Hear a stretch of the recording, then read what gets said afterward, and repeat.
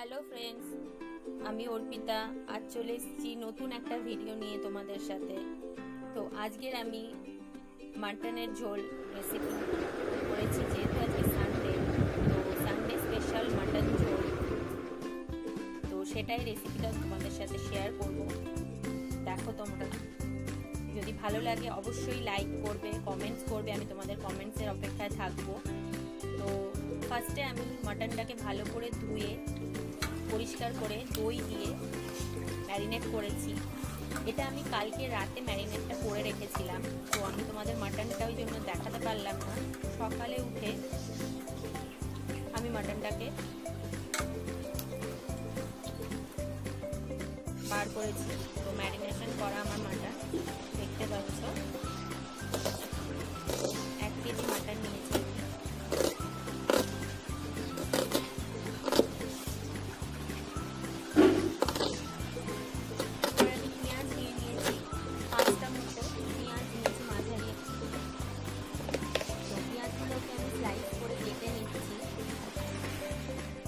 Slice করে কেটে নিলে দেখতেও সুন্দর হয় এবং রান্না করতেও ভালো সুবিধা হয়। তো আমি এখানে স্লাইস করে পেঁয়াজের মধ্যে কেটে নিয়েছি, দেখো। তার সাথে আমি লঙ্কা নিয়েছি, 10টা মতো লঙ্কা নিয়েছি, যেহেতু আমি একটু ঝাল পছন্দ করি। তো তোমরা যে আর যেরকম পছন্দ সেই অনুযায়ী লঙ্কা নেবে।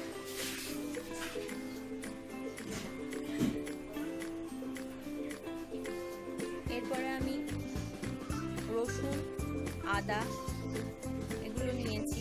তো আমি আদা, রসুন ও লঙ্কাগুলোকে আমি এবং সামান্য তার সাথে পেঁয়াজ নিয়ে মিক্সিতে পেস্ট করব। লঙ্কা মুখে বাঁধলে ভালো লাগে না, ওই জন্য আমি পেস্ট করে নেব। তো আমি মশলার মধ্যে তেজপাতা নিয়েছি, লবঙ্গ নিয়েছি, এলাচ, দারচিনি, শুকনো লঙ্কা, জিরে পাউডার, ধনে গুঁড়ো, হলুদ গুঁড়ো, লঙ্কা গুঁড়ো, লবণ পরিমাণ মতো ও চিনি আর গরম মশলা সবই পরিমাণ মতো নিয়েছি। নিচে আমি ডেসক্রিপশন বক্সে ওগুলো মেনশন করে দেবো। এখানে লাল লঙ্কার গুঁড়ো, যেটা কাশ্মীরি মির্চ, আর ঘি নিয়েছি। আর আমি 4টা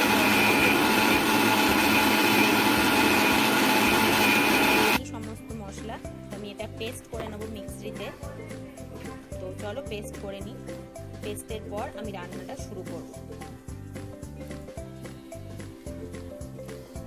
তো আমার এগুলো পেস্ট হয়ে গেছে। তো এবার আমি গ্যাস অন করে দিয়েছি, কড়াই বসিয়েছি গ্যাসে। আমি সর্ষের তেলে রান্নাটা করব। কড়াই গরম হয়ে গেছে, আমি তেল দিয়ে দিয়েছি কড়াইতে। তো এবার আমি ধুয়ে রাখা আলুগুলোকে একটু লবণ দিয়ে একটু মাখিয়ে নিয়ে ভেজে নেবো, হালকাই ভেজে নেবো, একটু লাল হলে তুলে নেবো, বেশি ভাজবো না।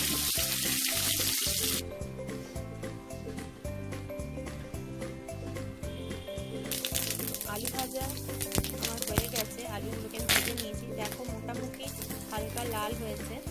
এবার আমি কড়াইতে, আমার বলা হয়নি, আমি একটু সাদা জিরে অ্যাড করবো। সাদা জিরে অ্যাড করলাম। এরপর যে ফোড়নগুলো রেখেছিলাম সেগুলো দিয়ে দিচ্ছি কড়াইতে। তার সাথে পেঁয়াজ দিলাম। পেঁয়াজটা নাড়তে থাকবো যতক্ষণ না লাল হয়। দেখো, পেঁয়াজটা মোটামুটি হালকা লাল হয়েছে এবং ভালো গন্ধ বেরিয়েছে একটা। তো এবার আমি এর মধ্যে যে মশলা, পেঁয়াজ, রসুন এবং লঙ্কা, আদা যে পেস্ট করলাম আমি মিক্সিতে, সেইটা আমি দিয়ে দেব। তো আমি এখানে এই বাটা মশলাটা দিয়ে দিলাম। দিয়ে এটাকে আমি একসাথে ভালো করে নেড়ে নেব। এবার আমি এর মধ্যে লঙ্কা গুঁড়ো, কাশ্মীরি যে লঙ্কা গুঁড়ো পাউডার, সেটা আমি দিয়ে দেবো। এটা একটু আগে দিলে ঝোলের রঙটা বেশ লাল হবে। আমি এটা দিয়ে দিলাম। দেখছো, কালারটা একটু এসছে। এবার আমি একে একে এর মধ্যে যে মশলাগুলো রেখেছিলাম সেগুলো দিয়ে দেবো। ফার্স্টে আমি এতে চিনিটা দিয়ে দেবো। আমি এখানে সব মশলাগুলো দিয়ে দিয়েছি। হলুদ গুঁড়ো, লঙ্কা গুঁড়ো, ধনে গুঁড়ো, জিরে গুঁড়ো, এবার আমি মশলার মধ্যে অল্প অল্প জল দিয়ে নাড়ব। আমি এতে অল্প অল্প জল দিয়ে নাড়ছি, যতক্ষণ এর থেকে তেল বেরোচ্ছে ততক্ষণ আমি এটাকে আরও নাড়তে থাকবো। দেখতেই পাচ্ছ তেল বেরিয়ে গেছে। এবার আমি এর মধ্যে দই দিয়ে ম্যারিনেট করা মাটনগুলো দিয়ে দিচ্ছি। দই যেহেতু এতে ম্যারিনেট করা মাটনে, তাই মাটনগুলোকে আমি এর মধ্যে দিয়ে দিলাম। আলাদা করে আর দই দিতে লাগবে না।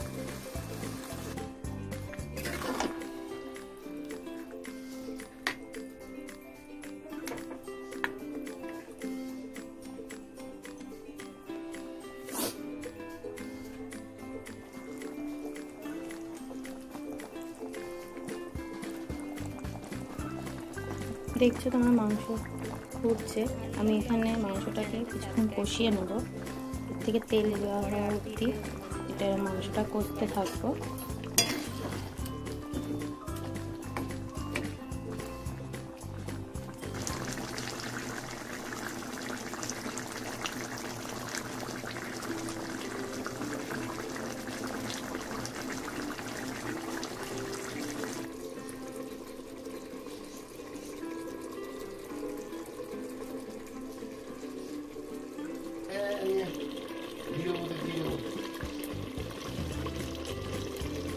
প্রেশার কুকারে মাংসটাকে দিয়ে দিয়েছি।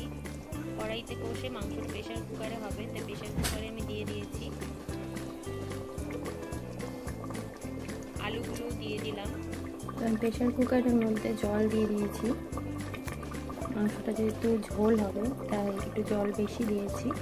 এবার আমি এর মধ্যে একটু ঘি দিয়ে দেবো। আমি একটু মাটনে ঘি প্রেফার করি, টেস্টটাও ভালো হয়, স্মেলটাও ভালো আসে।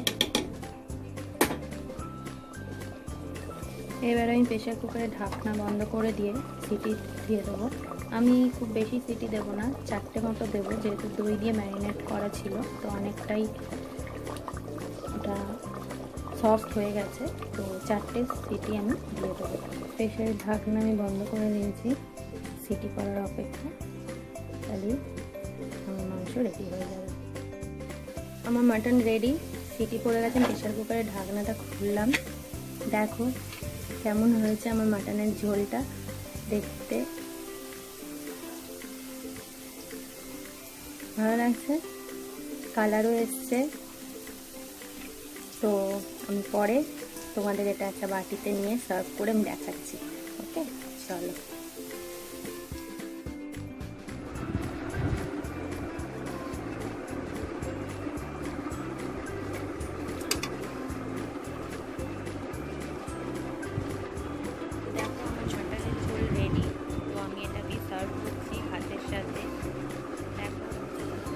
হালকা তেলে আমি রান্নাটা করেছি, যেহেতু মাটনের ঝোল হবে আমি খুব বেশি তেল দিইনি। এটা দেখো মাটনের ঝোল রেডি, আমার ভাতের সাথে আমি সার্ভ করছি।